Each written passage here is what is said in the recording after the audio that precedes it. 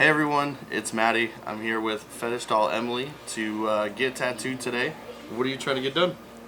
Well, I'm really trying to cover up these scars. They're like 10 years old, and I hate looking at them every day. So, I don't know, whatever we can kind of use to disguise that part. Okay. Do you want black work, color, traditional? Something Okay. colorful, pretty, that will, I don't know, make me forget about this part of it. Alright. Just give me like 10 minutes and then let me look up some stuff and then we'll get everything going. So these are self-harm scars that I'm covering. What, I've never done self-harm. I mean, I guess people can say tattoo and piercing is self-harm. Like, I've been upset before and I've gotten piercings in order to, I guess, satiate that, or when I did suspension, that really made me feel like brand new. I like tattoos when I'm upset. You know, it bothers me that you can have a bunch of tattoos and that's fine, but if you do it to yourself, there's something terribly wrong with you. That's kind of shitty. But yeah, these are self-harm scars, but they're 10 years old. They're from when I was a teenager. And I can't say that that was the last time I self-harmed, but these are definitely the worst ones and the ones that I have to look at every day and the ones that people who meet me have to see every day. So are you happy to get them covered? I'm so happy to get them covered, mostly because I don't have to have that question of what happened. Because you know what happened, and I literally have so many people say, well, what happened there? It's the most awkward situation you could possibly be in. So I'm happy that now people are going to look at something really ugly that they would question me about and instead compliment me on my nice artwork. Okay. What advice would you have for people that are facing, clinical depression or, I mean, like, is self-harm like an addicting thing, or? It really is addicting. I mean, I don't know what a lot of people do when they get in a situation where they're angry or frustrated. Like, I know there's some guys will do it, they'll go punch a hole in the wall. And for me, it was kind of the same thing. And I'm not about being destructive towards others or things. It's more of I'd rather just take it out on myself. You can't get down on yourself like that. Somebody taught me a really good self-harm trick. And it'll keep you from doing it whenever you feel like doing it. Get a marker, draw on your arm. And I mean, it's not going to be the same. It's like a tenth of what you're supposed to feel when you do it, but it kind of works to keep you from doing it. And I mean, the urge to do it will pass after a few minutes. You just have to Kind of survive. You have to survive that initial stress and the urge to want to do it. And once it goes away, you end up being more proud of yourself for not doing it. Is it a depression issue? Is it like suicidal thoughts? I mean, I'm not really sure. Have you talked to other people that self-harm, or? I have.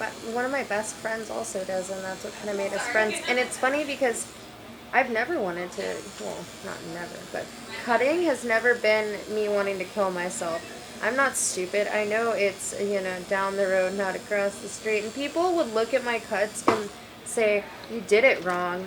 And that's so offensive because I don't want to die. I just am trying to temporarily relieve stress. And some people do drugs. Some people, go gamble. Some people go overeat. Some people are promiscuous. And that's what, kind of fixes them. It's all self-destructive behavior. Like, you get upset, you go drink a bunch at a bar, that's self-destructive. You go sleep with a random person and regret it, that's self-destructive. But for me, cutting was the best way to be self-destructive without hurting anyone else. It makes a lot of sense, if you really think about it. But, there are just a lot of people out there that I guess view it as way worse than anything else, or like wanting just attention. I hide them, and the ones on my arm, I started at 14 doing this to my arm, and when I reached 18 and started getting all the weird looks for it, I moved on to my legs. And it's not for attention, because if I'm going to hide it somewhere, I don't want people to ask me what it's from. I don't want people to see it.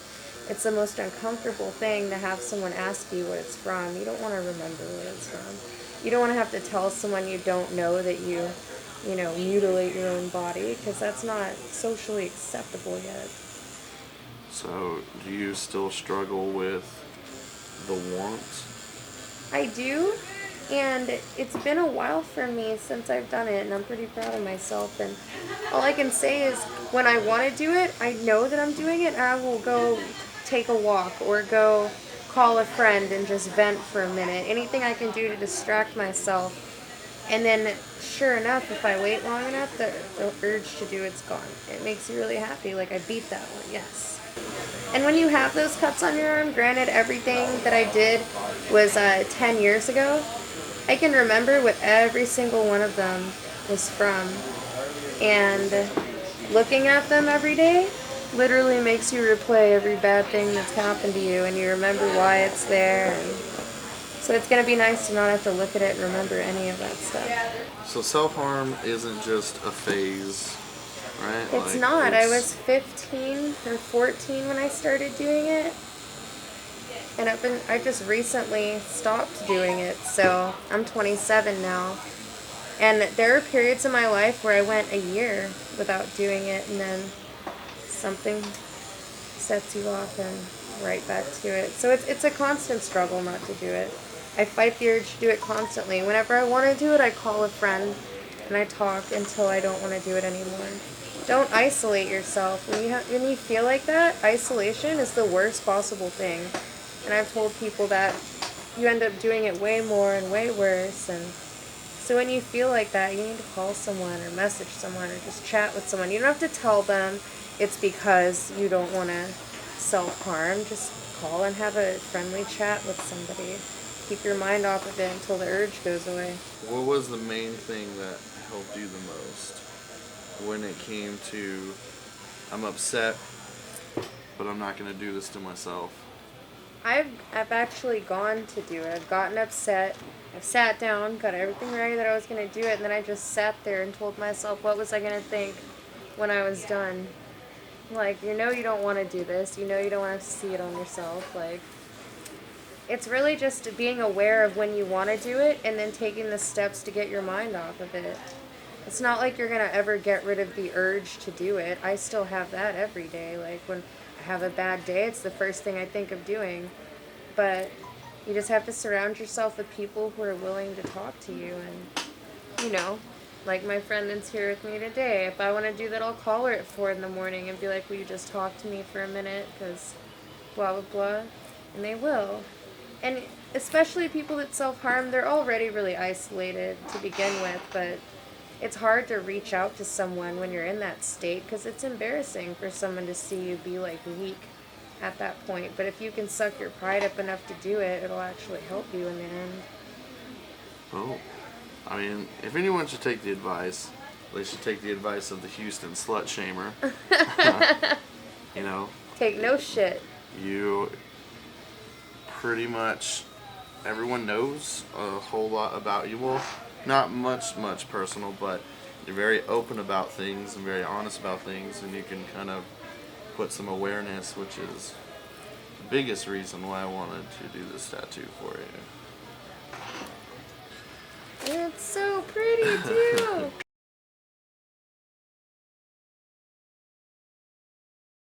Hey everyone, I made this video to bring awareness to self-harm, and I really would like to thank the lovely Miss Emily Snow for coming forward and sharing her story with you. If you didn't really know about self-harm, or you know somebody that self-harms, I really hope that she was able to shed some light on the subject for you. If you do self-harm, I really hope that she was able to give you some good tips for the future on how not to self-harm. After my encounter with Emily, I decided that I would like to do more tattoos for healing purposes. There are tons of things out there that need to be brought to light and need to have awareness. So I'm going to be on the search for people who are hurting, people who have been through things, people that have battled things, people that have overcome things. I'm going to cover up their bad memories, and I hope that their stories could potentially help at least one of you. If one person was helped through this video, then I am so stoked that it was able to do that. If you know someone that self-harms and they're reaching out to you, I hope that this video helps you into understanding what's going on in their head, and that you can be accepting and lend an ear to listen. And if you self-harm, I hope that you reach out to somebody and they're able to listen to you and help you with your stress. Until the next video, guys, have a good day.